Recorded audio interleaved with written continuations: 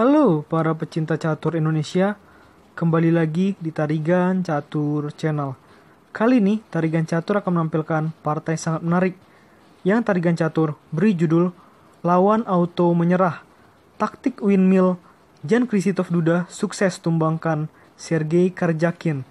Nah, pertandingan antara Jan Krzysztof Duda versus Sergei Karjakin ini terjadi dalam final Speed Chess Invitational yang dimana diikuti oleh 16 peserta. Nah, mengenai siapa saja 16 peserta yang bertanding akan Tarigan Catur cantumkan di deskripsi ya, karena akan sangat panjang untuk menyebutkan satu persatu namanya di video ini. Oke, mengenai informasi pertandingan lebih detail, mari kita simak dalam layar berikut. Ya, pertandingan ini berlangsung dalam Final Speed Chess Invitational Chess.com 2020 yang berlangsung hari ini, yaitu tanggal 26 Oktober 2020 sekitar pukul 4:50 waktu Indonesia Barat dini hari tadi ya. Pertandingan ini melibatkan pertarungan antara Grandmaster kelahiran 1998 asal Polandia yaitu Jan Krzysztof Duda menghadapi Grandmaster kawakan Rusia yaitu Sergei Karjakin. Tanpa berlama-lama, langsung saja kita masuk papan ya, untuk melihat sengitnya pertarungan antara kedua pemain. Di sini, Jan Krzysztof Duda menggunakan catur buah putih dengan rating chess.com 3024 menghadapi Sergei Karjakin yang menggunakan catur buah hitam dengan rating chess.com 3000. Patut diingat, ini merupakan rating chess.com pada sektor blitz ya. Oke, di sini Duda memulai permainan dengan kuda F3 pembukaan reti ya.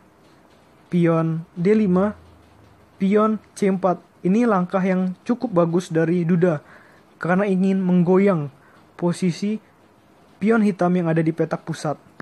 Namun, balasan dari Karjakin sederhana ya, dengan pion E6 memperkuat struktur pion di petak pusat sekaligus. Dengan langkah pion E6 ini, maka permainan ini berubah menjadi pembukaan Inggris dalam variasi pertahanan Agincourt.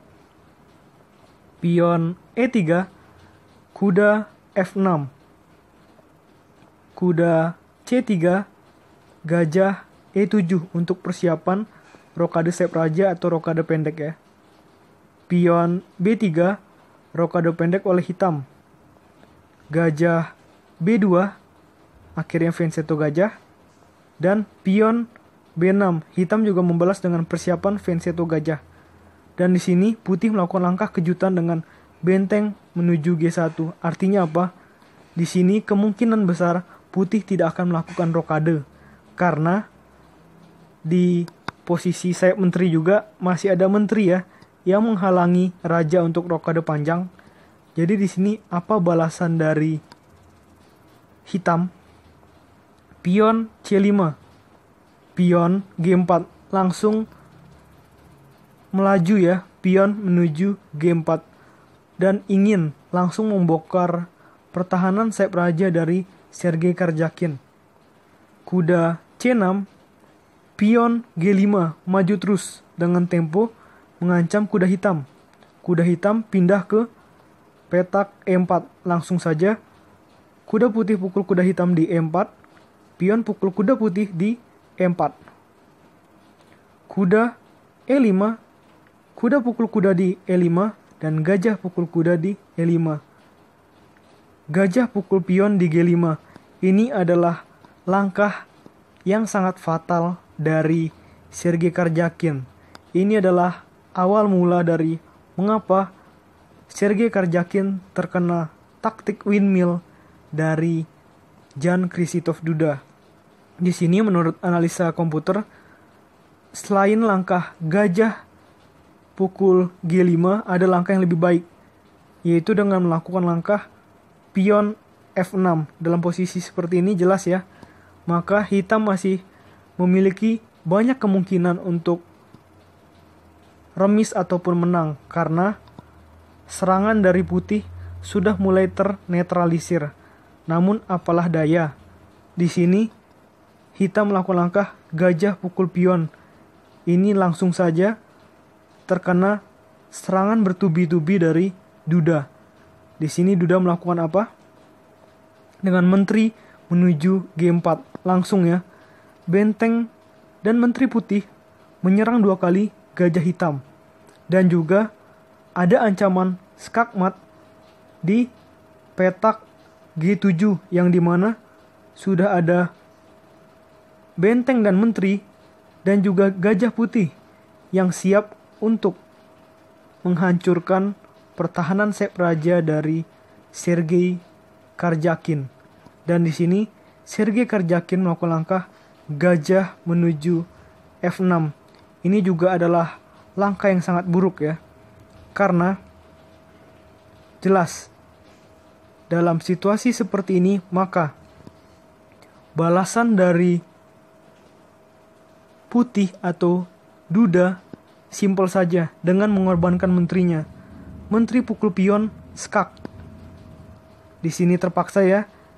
Gajah pukul menteri dan benteng pukul gajah di G7 dengan tempo skak. Inilah posisi windmill. Yang pastinya dalam posisi windmill lawan sudah auto tidak berkutik ya. Sudah tak ada lagi yang bisa dilakukan oleh lawan selain memindahkan rajanya bolak-balik.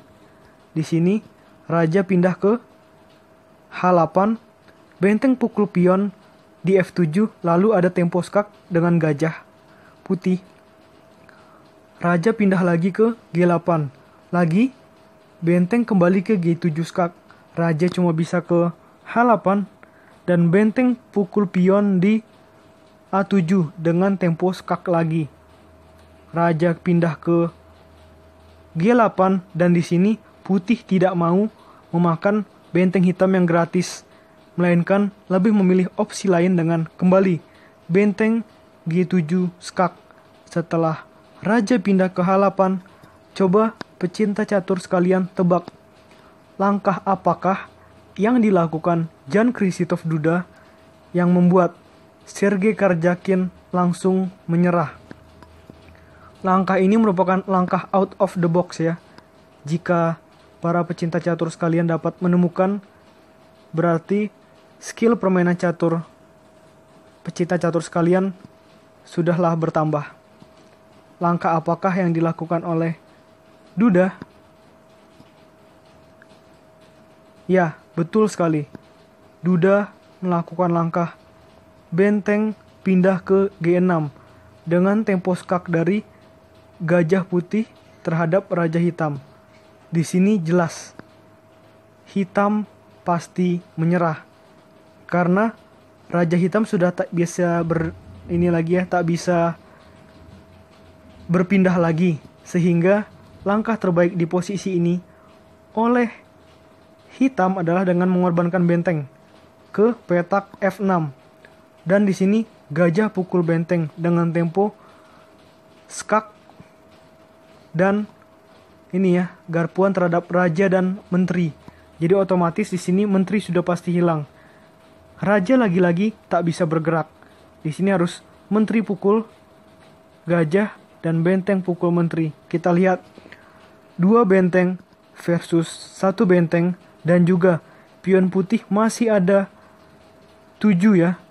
Dan pion hitam cuma ada 5. Dalam situasi seperti ini jelas putih akan sangat mudah untuk meraih kemenangan. Oke, menurut Tarigan Catur, video kali ini cukup. Ini adalah taktik windmill yang sangat luar biasa dari Jan Krzysztof Duda.